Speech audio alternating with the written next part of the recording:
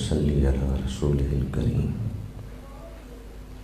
اما بعد فاعوذ باللہ من الشیطان الرجیم بسم اللہ الرحمن الرحیم قول معروف ومغفرۃ خیر من صدقۃ یتبعها اذى واللہ غنی حلیم صدق اللہ مولانا العظیم ان اللہ وملائکتہ یصلون علی النبی یا ایہا الذین آمنوا صلوا علیہ وسلموا تسلیما الصلاۃ والسلام علیک یا رسول اللہ وعلی آلک واصحابک یا حبیب اللہ الصلاۃ والسلام علیک یا ایھا المرسلین وعلی آلک واصحابک یا رحمۃ للعالمین۔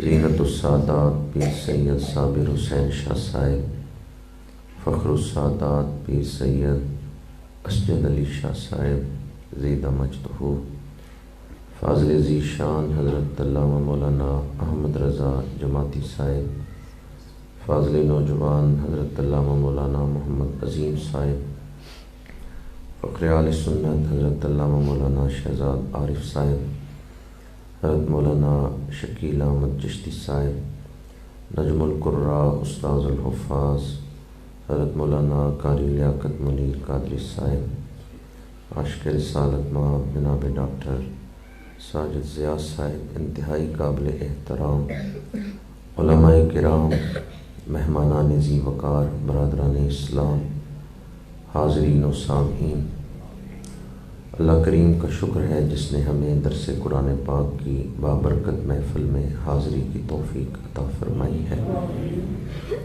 قرآن اللہ تعالیٰ کی نعمتوں میں خاص نعمت ہے، بہت بڑی نعمت ہے۔ ثم لتسألن یومئذ عن النعیم، قیامت کے دن پوچھا جائے گا کہ ہم نے اللہ کی نعمتوں کے ساتھ کیا سلوک کیا ہے۔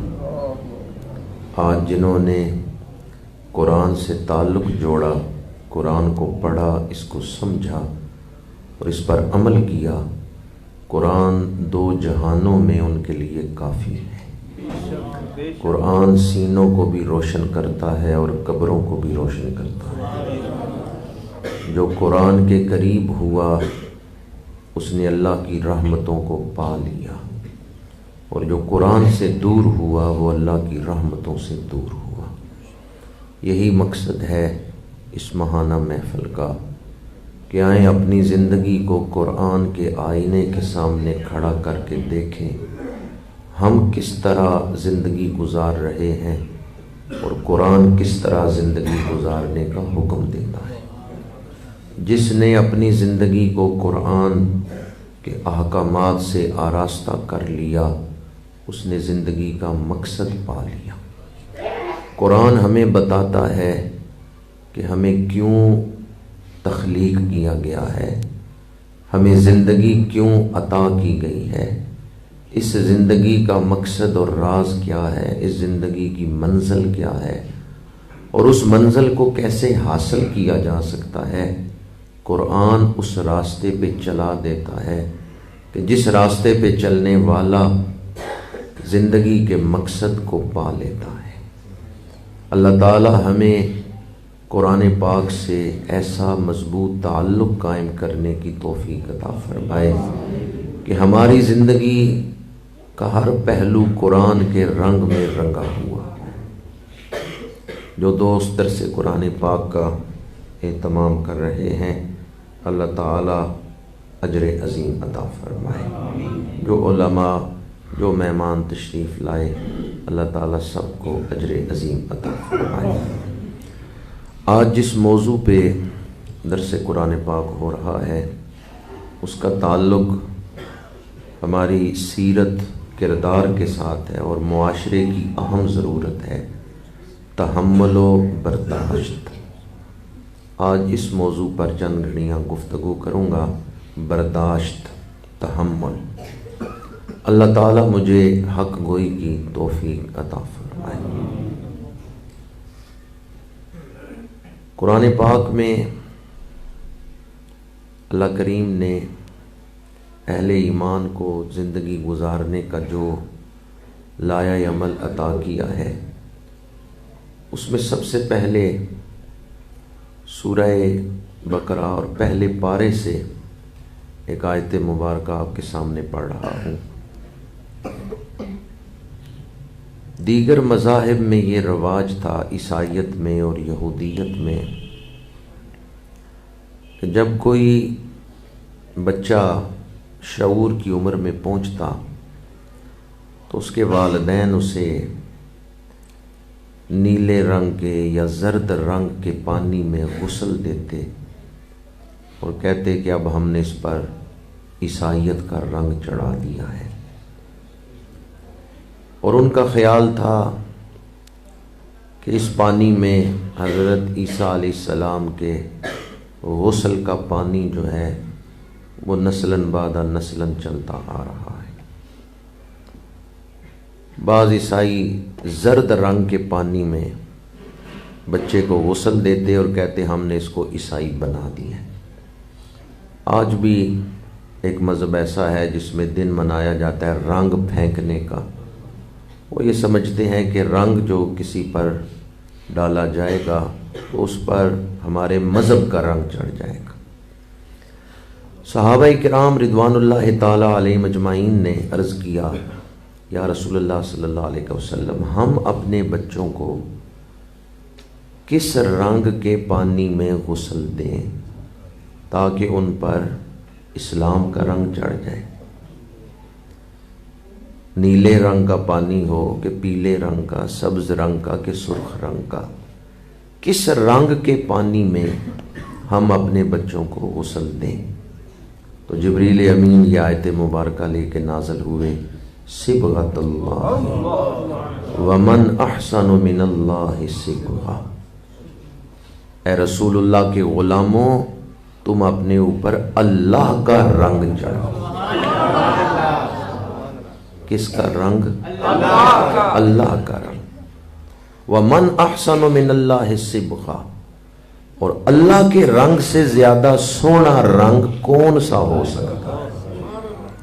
احسن ہے تو اللہ کا رنگ ہے، سب رنگوں سے خوبصورت رنگ اللہ کا رنگ، اللہ کے رنگ سے زیادہ کوئی رنگ خوبصورت ہو سکتا نہیں۔ اب سوال یہ ہے کہ اللہ کا رنگ کون سا ہے؟ یہ جو رنگ ہے نیلا، پیلا، سرخ، زرد، یہ تو سارے مخلوق ہیں اللہ کی، اللہ نے یہ رنگ بنائے ہیں، اور خود اللہ رنگوں سے پاک ہے، خود اللہ تعالی رنگوں سے پاک ہے۔ یہ سارے رنگ تو اس کی مخلوق ہے، تو پھر صبغۃ اللہ سے مراد کیا ہے؟ صبغۃ اللہ سے مراد یہ ہے کہ اللہ کی وہ صفتیں جن کو انسان اپنا سکتا ہے، انسان اللہ کی ان صفتوں کو اپنائے اور اپنے اوپر ان صفتوں کا رنگ چڑھائے۔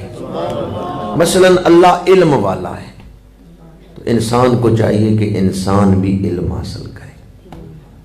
اللہ پاک ہے تو انسان کو چاہیے کہ انسان بھی گندگی سے اپنے آپ کو بچائے اور پاکیزگی اختیار کرے۔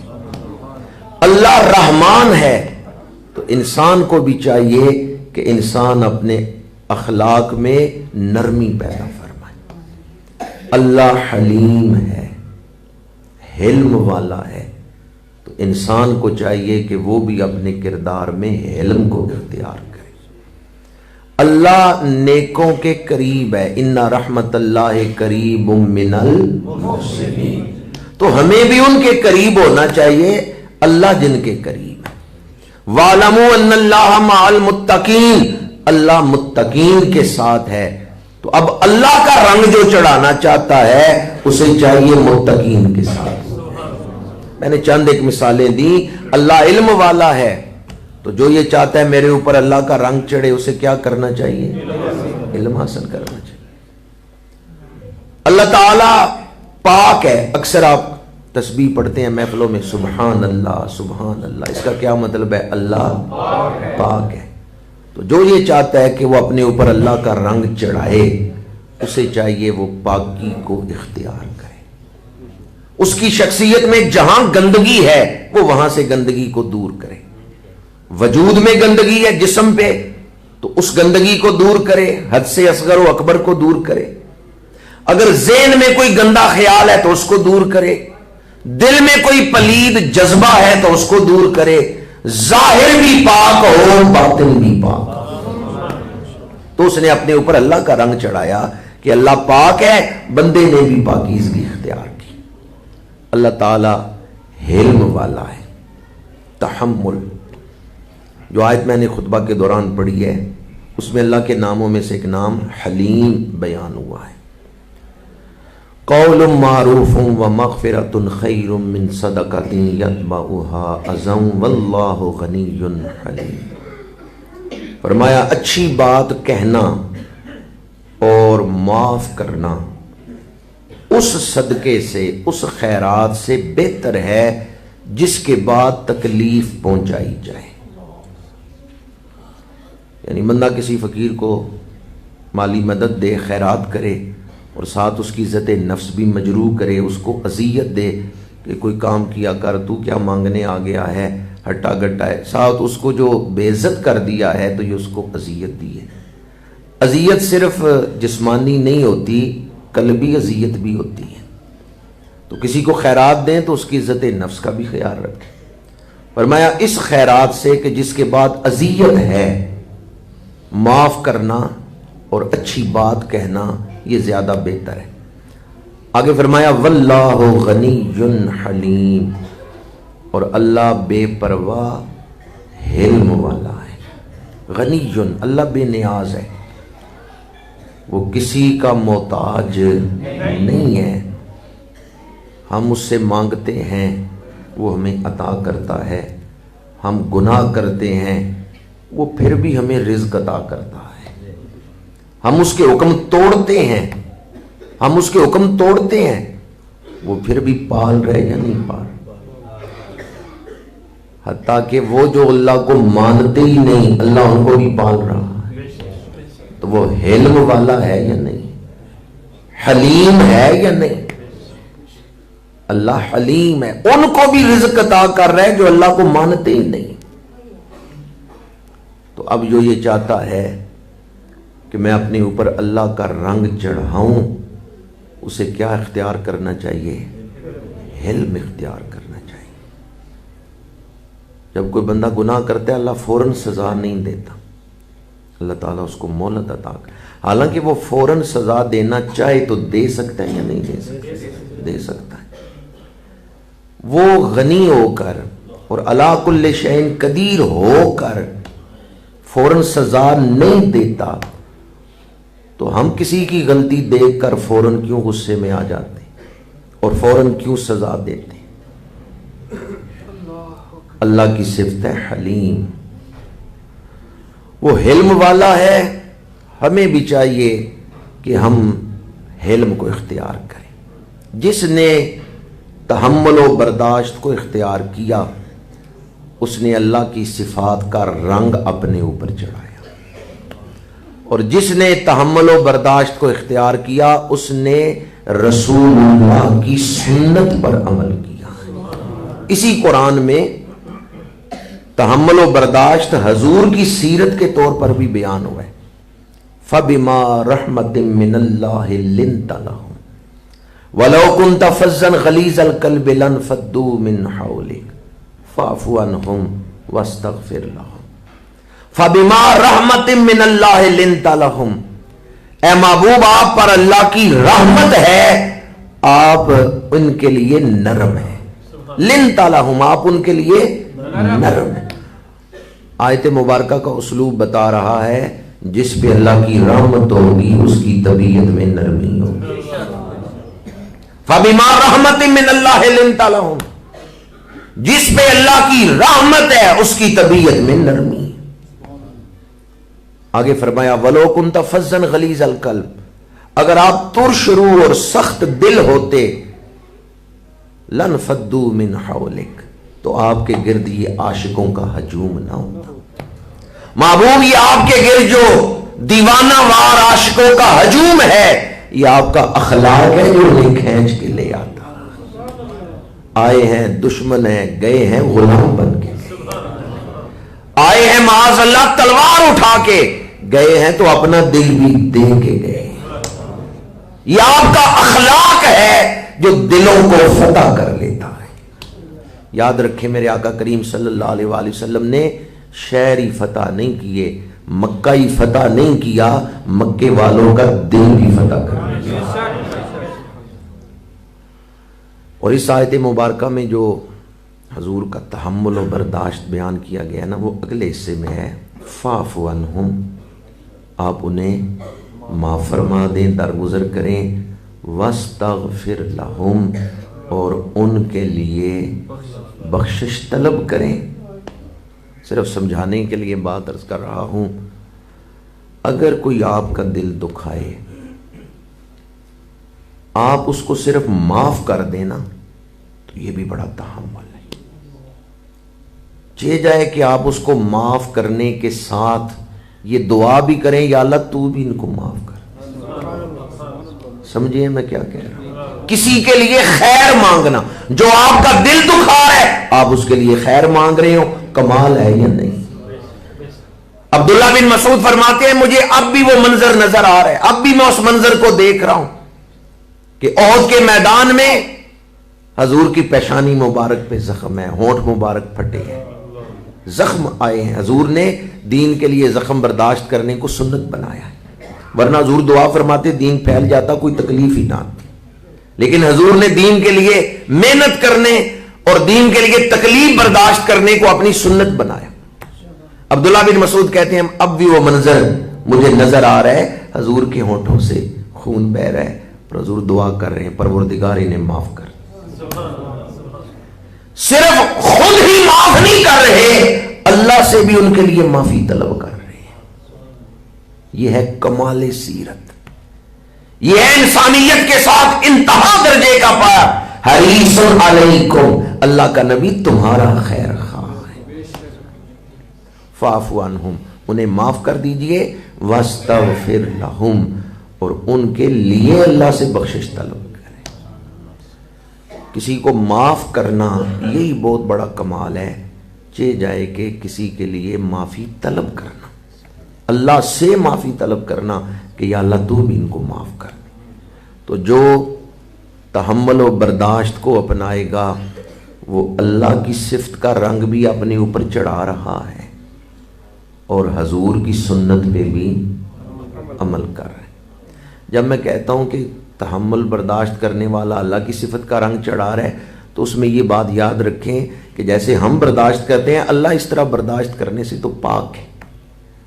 ہاں یہ اس کا کرم ہے، اس کا فضل ہے کہ وہ فوراً گرفت نہیں فرماتا اور حلم سے کام لیتا ہے اور وہ مہلت عطا فرماتا ہے۔ ہمارے برداشت کرنے میں کمزوری کا اظہار بھی ہو سکتا ہے، لیکن اللہ کے حلم میں کسی طرح کی کوئی کمزوری نہیں ہے۔ وہ علی کل شیء قدیر ہو کے پھر مہلت عطا کرتا ہے، فوراً عذاب نہیں دیتا۔ وہ رب ہو کے مہلت عطا کرتا ہے، فوراً پکڑ نہیں کرتا۔ تو ہمیں بندے ہو کر فوراً پکڑ کرنی چاہیے۔ کوئی پتہ نہیں آج تم جس کی پکڑ کر رہے ہو کل وہ اللہ کا ولی بن جائے اور تم گناہگاروں میں شامل ہو جاؤ۔ اب تک میں نے قرآن پاک کے دو مقامات آپ کے سامنے پڑھے۔ یہ حلم اللہ کی صفت بھی ہے اور دل کی نرمی اور دشمنوں کے ساتھ نرمی اختیار کرنا یہ حضور کی سنت پاک بھی ہے۔ احادیث کی کتابیں بڑی پڑھی ہیں حضور کے اخلاق حسنہ کے تذکرے سے۔ تیسرا مقام قرآن پاک کا، اللہ نے اپنے بندوں کا تعارف کروایا قرآن میں کہ میرے بندے کون سے ہیں۔ مخلوق کے اعتبار سے تو سارے بندے مسلمان ہیں یا کافر ہیں، سارے اللہ کی مخلوق ہیں، پر کچھ بندے ایسے ہیں جن کی اللہ تعریف کرتا ہے کہ یہ ہیں میرے بندے۔ وہ کیسے بندے ہیں جن کی تعریف اللہ کرے کہ یہ میرے بندے ہیں؟ اللہ تعالیٰ نے قرآن پاک میں اپنے بندوں کا تذکرہ کرتے ہوئے ان کی طبیعتوں کی نرمی کو بیان کی ہے، ان کے تحمل کو بیان کی ہے. عباد الرحمن الذین یمشون علی الارض ہونا واذا خاطبہم الجاہلون قالوا سلاما. ان کی طبیعتوں میں تحمل اتنا ہے کہ وہ تو چلتے بھی ٹھہر ٹھہر کے، چلتے بھی آہستگی کے ساتھ ہے. بعض اوقات بندہ چلتا ہے نا غصے کے ساتھ، تو جب غصے سے وہ دھاڑتے ہوئے چلتا ہے تو سانس بھی پھولی ہوئی ہوتی ہے. فرمایا یہ رحمان کے بندوں کا انداز نہیں ہے. عباد الرحمن الذین یمشون علی الارض ہونا. رحمان کے بندے، رحمان کے بندے جب زمین پہ چلتے ہیں تو آہستگی کے ساتھ چلتے ہیں، وقار کے ساتھ چلتے ہیں. یہ آیت بتا رہی ہے اے انسان تو زمین پہ چل رہا ہے، رب کائنات تیرے دل کی کیفیت کو دیکھ رہا ہے کہ تو تکبر سے چل رہا ہے، انا پرستی سے چل رہا ہے، فخر و غرور سے چل رہا ہے، یا عاجزی و انکساری سے چل رہا ہے. تو زمین پہ چل رہا ہے، رب کائنات تیرے دل کے ارادے کو دیکھ رہا ہے، تیری نیت کو دیکھ رہا ہے. جو رحمان کے بندے ہیں ان کی چال میں بھی وقار ہے، ان کی چال ایسی ہے کہ وہ زمین پہ چل رہے ہیں، اللہ فرشتوں میں بیٹھ کے ان کا ذکر کر رہا ہے، اللہ فرشتوں کی محفل میں ان کا تذکرہ کر رہا ہے. اور آگے فرمایا ان کا تحمل کیسا ہے، وَإِذَا خَاطَبَهُمُ الْجَاهِلُونَ قَالُوا سلام. جب جاہل انہیں سلام کریں، وہ جاہل ان کو مخاطب کریں تو وہ جاہلوں سے الجھتے نہیں، قالوا سلاما، بلکہ سلام کہہ کے گزر جاتے ہیں. کسی بات میں جاہل انہیں الجھانا چاہیں تو وہ جاہلوں کے ساتھ بحث نہیں کرتے بلکہ انہیں سلام کہہ کے گزر جاتے ہیں. اس کا مطلب یہ ہے کہ جاہلوں سے جب ان کا پالا پڑتا ہے تو وہ تحمل و برداشت کا مظاہرہ کرتے ہیں. وہ جاہلوں کی سطح پہ اتر کر ان سے بات نہیں کرتے کہ وہ غصے سے بول رہے ہیں تو یہ بھی غصے سے بولیں، وہ الجھ رہے ہیں تو یہ بھی الجھیں، نہیں، بلکہ وہ تحمل سے کام لیتے ہیں اور ان کے لیے دعا ہی کرتے ہیں کہ انہیں سلام کہتے ہیں. اس سے یہ بھی پتہ چلا کہ جو عدم برداشت کا رویہ ہے اس کا ایک سبب جہالت ہے. اگر انسان کی جہالت دور کی جائے تو طبیعتوں میں تحمل پیدا ہو سکتا ہے. جہالت کی وجہ سے معاشرے میں عدم برداشت کا رویہ عام ہو جاتا ہے. بعض اوقات انسان کہتا ہے تو مجھے جانتا نہیں میں کون ہوں. تو یہ جو دعویٰ کر رہا ہے نا کہ تو مجھے جانتا نہیں میں کون ہوں، یہ خود بھی اپنے آپ کو نہیں جانتا، یہ بڑا بول رہا ہے. جب کوئی آدمی زمین پہ چلتے ہوئے اپنے دشمن سے کہتا ہے زمین پہ کھڑا ہو کے بھی تو مجھے جانتا نہیں، اس وقت قبر کی مٹی اسے پکارتی ہے، آنا تو نے میرے اندر ہی، پھر تجھے پتا چلے گا کہ تو کون ہے. جب زمین کے اوپر کھڑا انسان تکبر کرتا ہے تو زمین اسے کہتی ہے چل لے میری چھاتی پہ جتنا عرصہ چلنا ہے، آئے گا تو میرے اندر. اور علماء سے پوچھیں کہ جب قبر میں کسی کو دفنا کے ہم پلٹتے ہیں تو ایک دفعہ زمین اس کو دباتی ہے، سارا تکبر نکل جاتا ہے. اور بعض لوگ ایسے ہیں جن کو قبر اس طرح دباتی ہے کہ دائیں طرف کی پسلیاں بائیں طرف، بائیں طرف کی دائیں طرف ہو جاتی، سارا تکبر اس وقت نکل جاتا. جتنے لوگ اس دنیا میں زندگی گزار کے چلے گئے ہیں، کیا اتنی قبریں بھی دنیا میں ہمیں نظر آتی ہیں؟ نہیں. کتنی قبریں ایسی ہیں زمین کے برابر ہو چکی ہیں، آپ ان کے اوپر چل رہے ہیں، ہڈیاں مٹی میں مل گئی، بندے اوپر چل رہے ہیں. قبرستان مٹ گئے، لوگ قبرستانوں کے اوپر کئی جگہ مکان بھی لوگوں نے بنا لیے. جب انسان کہتا ہے نا کہ تو مجھے جانتا نہیں، زمین کہتی ہے آنا میرے اندر ہی ہے. تو اپنی حقیقت سے واقف نہیں ہے، جو بڑے بول رہا ہے، بڑے دعوے کر رہا ہے. کبریائی اللہ کی ذات کے لائق ہے. انسان کو عاجزی سے کام لینا چاہیے، تو جو عاجزی سے کام لے گا وہ برداشت کرے گا، وہ تحمل سے کام لے گا۔ یہ تحمل و برداشت یہ کمزوری نہیں انسان کی کہ انسان کسی کی بات کو برداشت کرے تو اس کا مطلب یہ ہے کہ یہ کمزور ہے، نہیں، یہ تو ایک ایسی اعلیٰ صفت ہے کہ جو اس کو اختیار کرتا ہے اللہ تعالیٰ اس کو پسند فرماتا ہے۔ حدیث پاک ہے مسند امام احمد میں، عبد قیس حضور کی بارگاہ میں حاضر ہوئے تو میرے آقا کریم نے فرمایا ان فیک خصلتین یحبہم اللہ تعالی، فرمایا تیرے اندر دو صفتیں ایسی ہیں جن سے اللہ محبت کرتا ہے۔ حضور نے اپنے صحابی سے فرمایا تیرے اندر دو صفتیں ایسی ہیں کہ جن صفتوں سے اللہ محبت کرتا ہے، یحبہم اللہ تعالی، اللہ ان صفتوں سے محبت کرتا ہے۔ ان میں پہلی صفت حضور نے بیان فرمائی الحلم، فرمایا تیرے اندر حلم پایا جاتا ہے۔ یہ جو حلم ہے یہ اللہ کو بڑی پسندیدہ صفت۔ اور بخاری شریف میں حدیث پاک ہے، کچھ یہودی آئے ہیں اور انہوں نے حضور کی بارگاہ میں جب ان کی حاضری ہوئی تو انہوں نے السلام علیکم کہا، السلام علیکم، اور آپ کو پتہ ہے اس کا مطلب کیا بنتا ہے؟ ایک تو ہوتا ہے السلام علیکم، تمہارے اوپر سلامتی ہو، اور اگر آپ کسی سے کہیں السلام علیکم تو اس کا مطلب ہے تمہیں موت آئے۔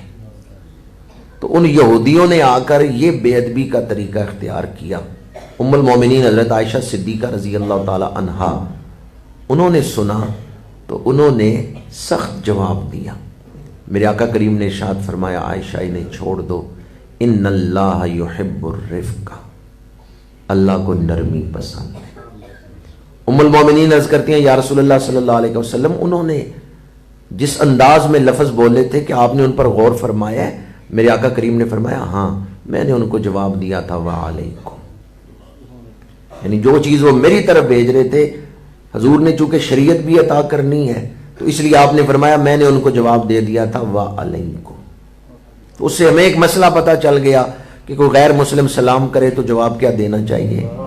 وعلیکم، چونکہ اس کی جو نیت تھی وہ اسی کی طرف پلٹ جائے گی۔ اس حدیث پاک سے جو حصہ میں آپ کے سامنے عرض کرنا چاہتا ہوں، میرے آقا کریم چاہتے تو سختی فرما سکتے تھے لیکن آپ نے درگزر سے کام لیا، انہیں معاف کیا ہے۔ اور ام المومنین سے بھی فرمایا ان اللہ یحب الرفق، اللہ تعالیٰ نرمی کو پسند فرماتا ہے۔ ایک دوسری حدیث پاک میں حضور نے ارشاد فرمایا ان اللہ رفیقم و یحب الرفق و یعطی علی الرفق، ان اللہ رفیق، اللہ نرمی کرنے والا ہے، بے شک اللہ، کیا خیال ہے آپ کا، سختی کرنے والا ہے؟ اور اگر اللہ سختی کرنے والا ہوتا تو ہم جیسے گناہگار زمین پہ چل پھر سکتے تھے۔ ان اللہ رفیق، فرمایا اللہ نرمی کرنے والا ہے، وَيُحِبُّ الرِّفْقَ، اور نرمی کو پسند کرتا ہے۔ درس قرآن میں بیٹھنے والوں، اللہ نرمی کو پسند کرتا ہے، آپ بھی نرمی کو پسند کرتے ہیں یا نہیں؟ اسی تمہید پر تو میں نے آج گفتگو شروع کی ہے کہ اللہ کو نرمی پسند ہے، آپ بھی نرمی کو پسند کریں۔ اور آگے اسی حدیث میں جو تیسرا حصہ ہے یعطی علی الرفق، میرے آقا کریم نے فرمایا جو نرمی کرتا ہے اللہ اس پر عطاؤں کے دروازے کھول دیتا ہے۔ جو نرمی کرتا ہے اللہ اس کو اپنی بارگاہ سے کرم نوازیاں کرتا ہے، اس پر عطاؤں کے دروازے کھول دیتا ہے، اس کی کمیاں تھوڑے اللہ پوری فرما دیتا ہے۔ رزق کمانے کے کئی طریقے ہیں، کئی ذریعے ہیں، وہ سارے جو بھی آپ اختیار کر سکتے ہیں کرنا چاہیے، لیکن ان بری عادتوں سے بچنا چاہیے جن کی وجہ سے انسان تنگ دستی میں مبتلا ہوتا ہے۔ اور ان میں ایک چیز بد اخلاقی بھی ہے۔ جو نرمی اختیار کرتا ہے اللہ اس پر عطاؤں کے دروازے کھول دیتا ہے۔ اور اب جو حدیث آپ کو سنا رہا ہوں وہ حدیث پاک امام طبرانی نے نقل فرمائی ہے۔ ایک بندہ دن کو نفلی روزہ رکھتا ہے، رات کو قیام کرتا ہے، دن کو روزہ، رات عشاء کے بعد رات بھر نفل نماز پڑھتا رہا، دوسرے دن پھر روزہ، پھر اگلی رات قیام۔ تو یہ آدمی بڑا عبادت گزار ہے، بڑا متقی ہے، پارسا ہے، نفلی روزے بھی رکھتا ہے رات کو قیام بھی کرتا ہے۔ رمضان شریف کی بات نہیں کر رہا، وہ تو فرض روزے ہیں نا، یا وہ تراویح جو ہے وہ تو سنت موقدہ ہے۔ یہ جو میں عرض کر رہا ہوں یہ نفلی، باقی 11 مہینوں کی بات۔ ایک بندہ دن کو روزے رکھتا ہے، رات کو قیام کرتا ہے۔ میرے آقا کریم نے فرمایا دوسرا بندہ برداشت سے کام لیتا ہے تو یہ روزے دار کو اور قیام اللیل کرنے والے کو جو اجر مل رہا ہے، تحمل و برداشت کرنے والے کو روزے کے بغیر ہی اللہ وہ ثواب عطا فرما دے گا۔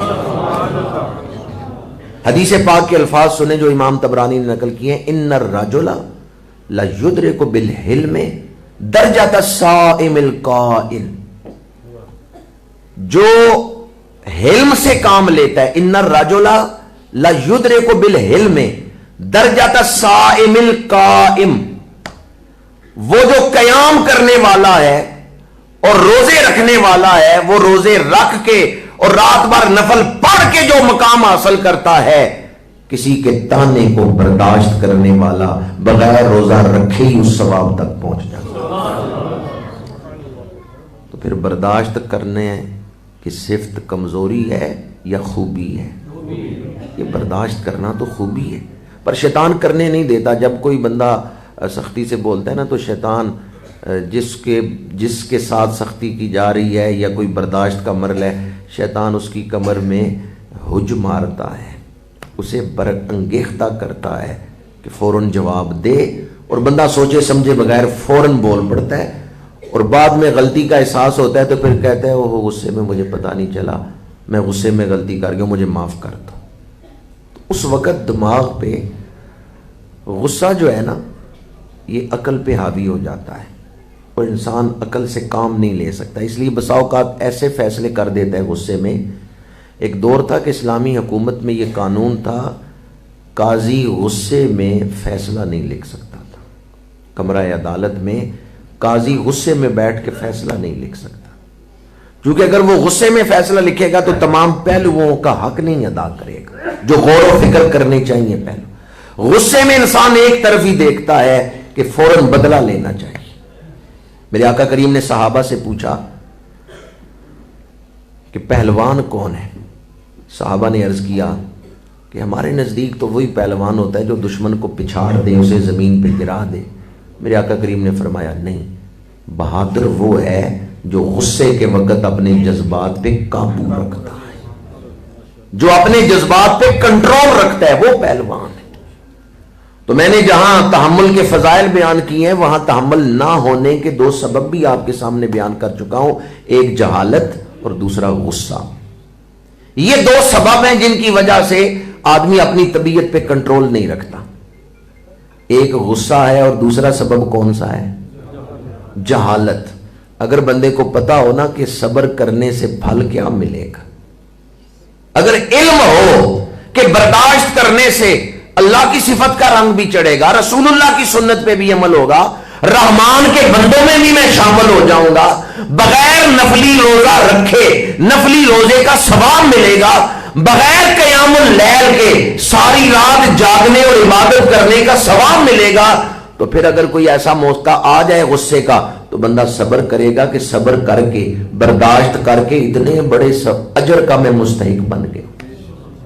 اور اگر بندہ تحمل سے کام نہ لے، غصے سے کام لے، تو نقصان کتنا بڑا ہے، کتنے بڑے اجر سے وہ محروم ہو گیا، نقصان کتنا بڑا ہے۔ اگر اس چیز کا علم ہو کہ تحمل سے کام لوں گا تو فائدہ کتنا ہے، تحمل سے کام نہیں لوں گا تو نقصان کتنا ہے، اگر اس چیز کا علم ہو تو پھر انسان تحمل سے کام لے۔ ہمارے ملک ایک صحافی ہیں، وہ کہتے ہیں میں جیل کی سیاحت کے لیے گیا اور قیدیوں کے انٹرویو کے لیے گیا، تو میرا ایک دوست تھا، کسی گاؤں کا نمبردار تھا، چودھری صاحب تھے، تو وہ جیل میں تھے۔ مجھے وہاں جا کے پتہ چلا کہ وہ تو سزائے موت کے جو کمرے ہیں ان میں قید ہیں۔ میں جا کے ان سے ملا تو میں نے کہا کیا واقعہ ہوا کہ آپ جیل میں آئے ہیں اور اتنی سخت جگہ پہ ہیں کہ سزائے موت والے قیدیوں میں ہیں؟ اس نے کہا بھی ایک دن میرے کامے نے، میرے نوکر نے کوئی کام کرنے میں کوتاہی کی، تو میں نے غصے سے اس کو جھڑکا اور جھڑکتے ہوئے میں نے اس کو ماں بہن کی گالی دے دی.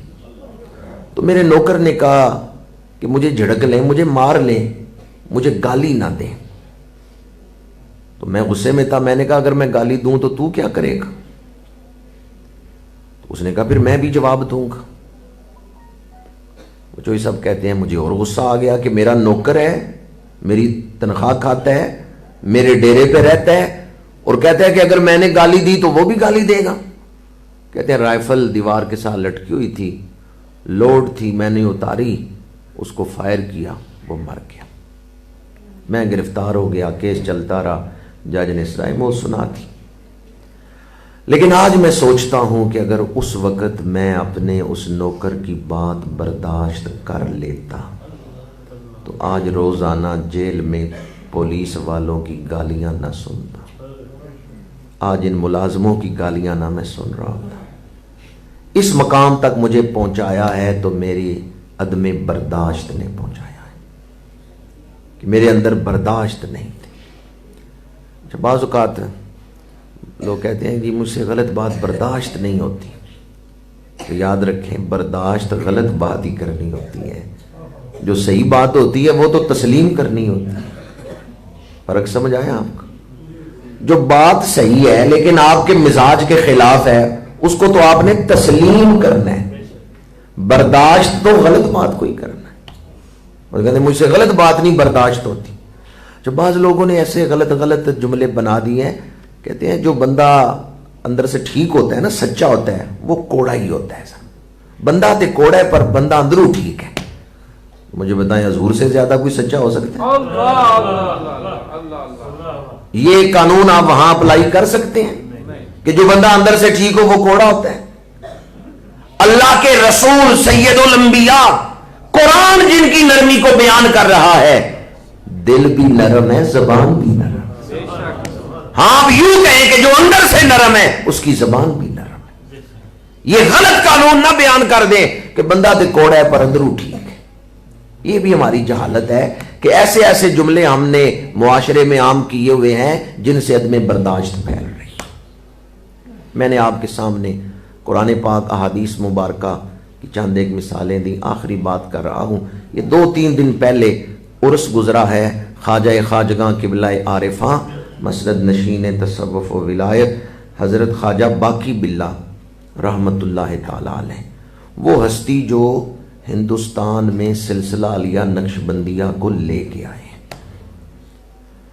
کابل میں آپ کی پیدائش ہوئی ہے، 8 سال کی عمر میں قرآن حفظ کیا ہے، پھر درس نظامی کیا ہے، پھر خواجہ محمد مقتدیٰ امکنگی کے مرید ہوئے ہیں. پھر انہوں نے روحانی اشارہ کیا ہے کہ آپ دلی چلے جائیں، آپ کے ذریعے ایک فتنہ ختم ہوگا. اکبری فتنہ پیدا ہونا تھا اور وہ آپ کے مرید حضرت مجدد الفسانی رحمت اللہ تعالیٰ علیہ کے قدم سے ہی، ان کی کوشش سے ہی ختم ہونا تھا. تو مرشدوں کے حکم پہ آپ دلی آ گئے. حضرت خواجہ خواجگاں خواجہ قطب الدین بختیار کاکی رحمت اللہ تعالیٰ علیہ سلسلہ چشتیہ کے اکابرین میں سے ہیں. ان کا وصال ہو چکا تھا. خواجہ صاحب تو بعد میں تشریف لائے ہیں، خواجہ باقی باللہ رحمت اللہ علیہ. تو خواجہ صاحب کبھی کبھی آپ کے آستانے پہ جاتے تھے، خواجہ قطب الدین بختیار کاکی کے مزار پہ تشریف لے جاتے تھے.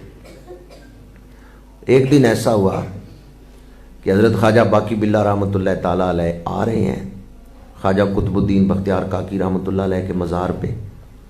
وہاں پہلے سے اطلاع پہنچ چکی تھی، تو وہاں کچھ درویشوں نے قالین بچھایا، تکیہ لگایا، آپ کے بیٹھنے کے لیے جگہ بنا دی. ایک فقیر آیا، اس نے کہا یہ خاص جگہ کس کے بیٹھنے کے لیے بنائی ہے؟ بتایا گیا کہ سلسلہ نقش بندیہ کے عظیم بزرگ خواجہ باقی باللہ تشریف لا رہے ہیں. اس فقیر کو غصہ آ گیا. اس نے کہا اٹھاؤ تکیہ، اٹھاؤ قالین، اور خواجہ صاحب کے خلاف بولنے لگا، آپ کی طرف عیب منسوب کرنے لگا. اتنی دیر میں خواجہ صاحب بھی تشریف لے آئے، چند مریدین بھی ساتھ تھے. وہ خواجہ صاحب کے خلاف تقریر کر رہا تھا. خواجہ صاحب وہاں کھڑے ہو کے سن رہے تھے. جو آپ کے ساتھ مریدین تھے انہوں نے عرض کیا حضور اجازت دیں تو ہم اس کو منع کریں. فرمایا نہیں، میں خود اس کو روک لیتا ہوں، تم نہ منع کرو، تم نہ آگے بڑھو.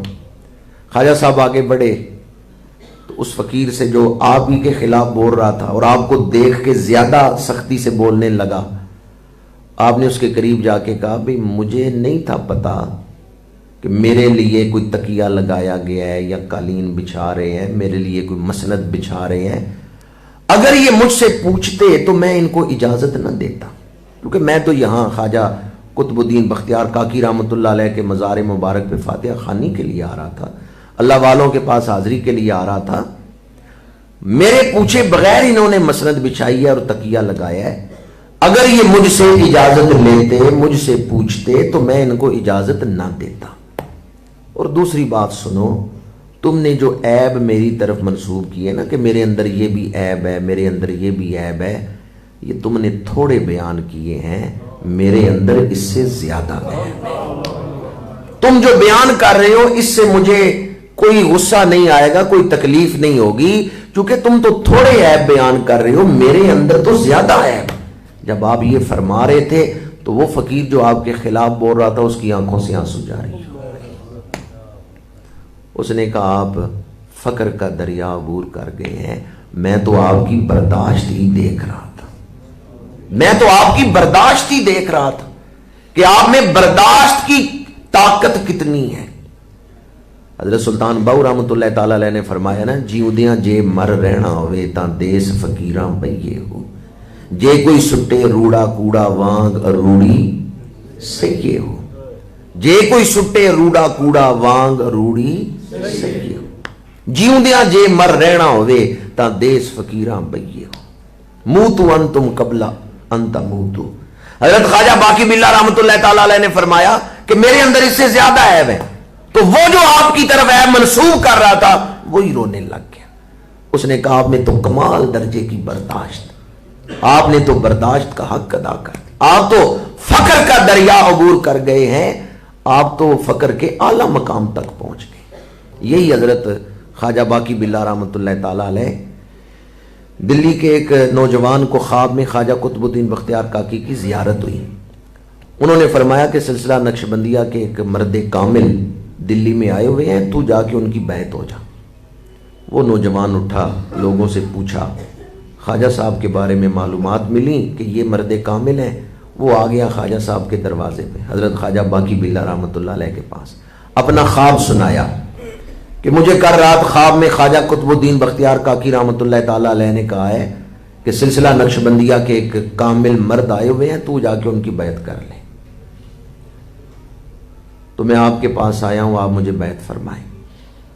حضرت خواجہ باقی باللہ رحمۃ اللہ علیہ نے فرمایا کہ وہ مرد کامل کوئی اور ہے جس کی طرف انہوں نے بھیجا ہے، میں تو مرد کامل نہیں، جاؤ تلاش کرو کس کی طرف انہوں نے تمہیں بھیجا ہے، میری طرف نہیں بھیجا، کیونکہ میں تو اپنے آپ کو مرد کامل نہیں سمجھتا۔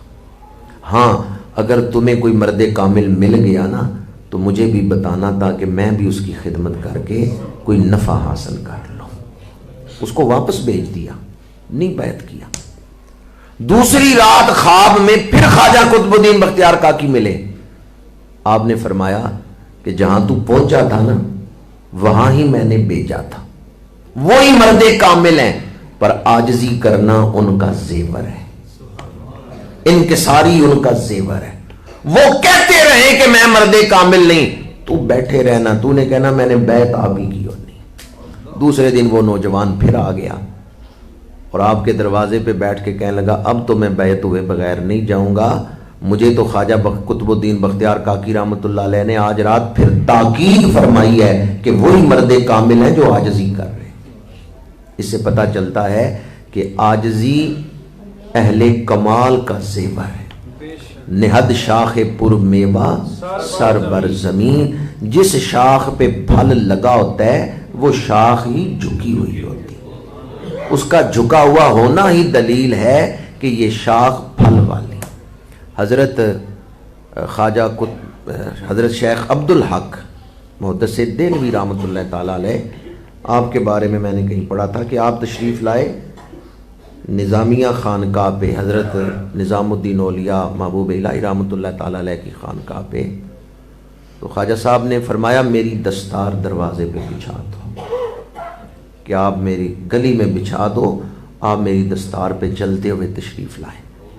لیکن جب شیخ عبدالحق محدث دہلوی وہاں پہنچے اور پتہ چلا کہ یہ تو حضرت خواجہ صاحب کی دستار ہے، تو حضرت شیخ عبدالحق محدث دہلوی نے اس پر قدم نہیں رکھا، اس کو اٹھا کے لپیٹا ہے، چومے سر پہ رکھا ہے، فرمایا میرے علم نے مجھے فقیروں کی دستاروں پہ قدم رکھنا نہیں سکھایا، میرے علم نے مجھے درویشوں کی دستاریں چوم کے سر پہ رکھنا سکھایا۔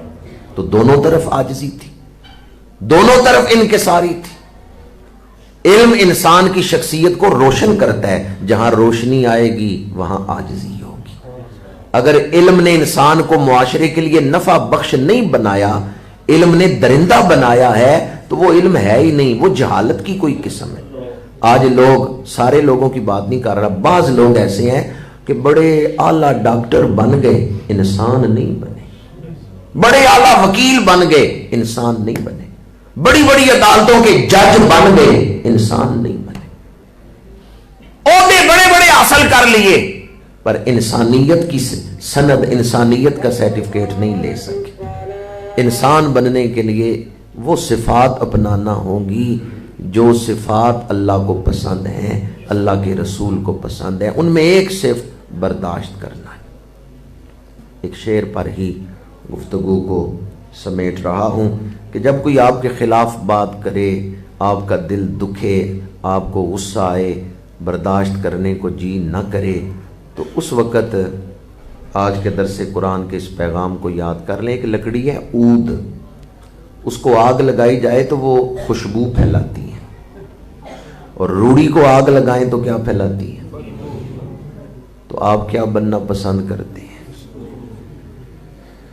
شاعر نے لکھا ہے، برنگے عود ملے گی اسے میری خوشبو، اسے کہو کہ بڑے شوق سے جلائے مجھے۔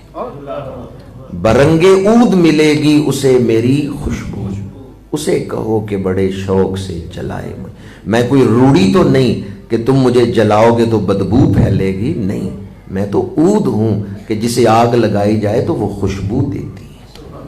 اللہ تعالی ہمیں اعلیٰ صفات اور قرآن و حدیث میں پسندیدہ خوبیاں جو اللہ والوں کی بیان کی گئی ہیں، رحمان کے بندوں کی جو صفتیں قرآن میں بیان کی گئی ہیں، اللہ وہ اختیار کرنے کی توفیق عطا فرمائے۔ ایک سوال یہ کسی دوست نے پوچھا ہے کہ دف کے ساتھ نعت شریف یا ذکر کے ساتھ پڑھنا یا سننا جائز ہے یا نہیں۔ یہ متعدد مرتبہ میں اس کا جواب دے چکا ہوں کہ اس سے پرہیز کرنا چاہیے۔ دف کے ساتھ اذان کہی جائے یا دف کے ساتھ قرآن پڑھا جائے تو بندہ کافر ہو جائے گا۔ دف کے ساتھ اذان پڑھی جائے یا دف کے ساتھ تلاوت کی جائے، قرآن کی تلاوت۔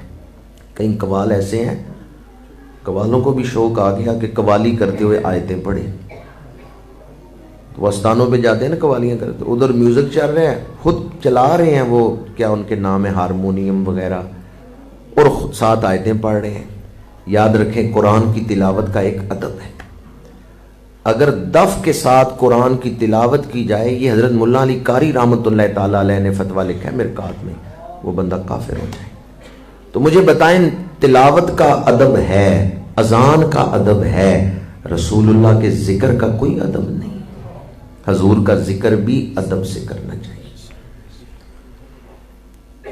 کیا اشتہار وغیرہ پر علماء کرام یا نعت خوان حضرات کی تصاویر لگانا جائز ہے یا نہیں؟ یہ جو اشتہاروں پر تصاویر لگائی جاتی ہیں یہ بھی ناجائز ہیں۔ تصویروں کی نمائش جو ہے وہ ناجائز ہے کہ دیواروں پہ آپ تصویریں لگا دیں، اور بہت زیادہ ناجائز ہے، بہت زیادہ ناجائز ہے اگر آپ وہ اشتہار مسجد کے اندر لگا دیں۔ میں نے اس پر بڑا عرصہ تقریریں کی ہیں اور تحریک چلائی ہے، لیکن ہر مسئلہ ہر روز تو نہیں بیان ہو سکتا، اس وجہ سے کچھ عرصہ ہوا کہ اس طرف توجہ نہیں، ورنہ میں کئی جگہوں پہ گیا تو دل دکھا کہ مسجد کے اندر جلسہ ہو رہا ہے اور مسجد کے اندر تصویر والا اشتہار لگا ہوا ہے۔ مسئلہ یاد رکھیں، جس کمرے میں تصویر لگی ہوئی ہو وہاں نماز پڑھنا مکروہ ہے، اور اگر کپڑے پہ تصویر لگی ہوئی ہو اور آپ نماز پڑھ رہے ہیں تو نماز لوٹانی ہے، مکروہ تحریمی ہے، نماز دوبارہ لوٹانی۔ اور اگر نماز پڑھ رہے ہیں اور تصویر سامنے ہے، انسانی تصویر سامنے ہے اور آپ نماز پڑھیں، نماز ہوئی نہیں۔ دوبارہ پڑھنے۔ ہاں بعض جگہوں پہ مسجدوں میں کعبہ شریف کی تصویر لگی ہوتی ہے اور لوگ طواف کرنے والے بھی تصویر میں ہوتے ہیں، لیکن ان کی شناخت نہیں ہوتی، صرف ان کا ایک عکس سا نظر آ رہا ہوتا ہے کہ بندے ہیں، پر پہچان نہیں ہوتی کہ کون ہے، تو ان کا حرج نہیں، اس کے ہوتے ہوئے نماز ہو جاتی ہے۔ یا پھر شیشہ سامنے اور اپنا عکس شیشے میں نظر آ جائے، اس سے بھی نماز ہو جاتی ہے۔ لیکن ویسے تصویر ہو اور آپ تصویر کو پہچانتے ہوں، چاہے اس تصویر والے سے واقفیت ہے یا نہیں ہے، لیکن پتہ چلے کہ یہ انسان ہے، اس کا چہرہ جو ہے وہ پہچاننے ہو رہا ہو، وہ تصویر سامنے ہو، اس کے سامنے کھڑے ہو کے نماز نہیں پڑھ سکتے۔ اسی طرح جس طرح میں ابھی بیٹھا ہوا ہوں، یہاں میرے سامنے کوئی کھڑا ہو کے نماز پڑھے، وہ بھی مکروہ تحریمی ہے، دوبارہ پڑھنی ہوگی۔ ہاں میری پشت اس طرف ہو اور منہ قبلہ شریف کی طرف ہو، میری پشت کے پیچھے کوئی کھڑے ہو کے پڑھے تو پڑھ سکتا ہے، جس طرح کہ عام طور پہ ہمارے یہاں معمول ہے کہ نماز ہم پڑھتے ہیں، اگلی صف میں لوگ بیٹھے ہوتے ہیں، پچھلی صف میں کھڑے ہو کے پڑھتے ہیں، اس میں کوئی حرج نہیں۔ لیکن میرا منہ ہو نمازی کی طرف اور نمازی نماز پڑھ رہا ہے میری طرف منہ کر کے، یہ مکروہ تحریمی ہے، دوبارہ لوٹانی پڑے گی نماز۔ تو مسجد کے اندر اشتہار لگانا جس پہ تصویر ہو، چاہے نعت خوان کی ہو، چاہے کسی عالم دین کی ہو، یہ ناجائز ہے، اس سے پرہیز کرنا چاہیے۔ اور یہ ایک ایسی صورت ہے کہ اگر آج اس کو کنٹرول نہ کیا گیا تو یہ ان بچوں کو تو نہیں مسئلہ پتہ چلے گا، یہ تو آپ کو دیکھیں گے عمل کرتے ہوئے کہ جی ہمارے آباء و اجداد تو تصویروں والے اشتہار چھپوا کے لگاتے تھے۔ اگرچہ میری تصویریں بھی کئی لوگ چھپا کے لگاتے ہیں، لیکن آج تک مجھ سے کسی نے پوچھا نہیں ہے، یا میں نے کسی کو اجازت نہیں دی کہ میری تصویر تم لگاؤ۔ اپنے طور پہ کئی لوگ، میرے اپنے محبت کرنے والے دوست احباب بھی تصویریں بعض اوقات میری لگا دیتے ہیں، لیکن وہ میری اس میں مرضی یا رائے شامل نہیں ہے۔ اگر کوئی مجھ سے پوچھے تو میں اس کو یہی عرض کروں گا کہ اشتہار بے شک لیں، لیکن اس کے اوپر تصویریں نہ لگائیں۔ ویسے آپ دعوت دیں، آج تو سوشل میڈیا کے ذریعے جو ہے وہ دعوت دی جا سکتی ہے، تو سوشل میڈیا کے ذریعے دعوت دے دیں۔ اشتہارات جو ہیں ان پر یہ تصویریں نہیں چھپوانی چاہیے۔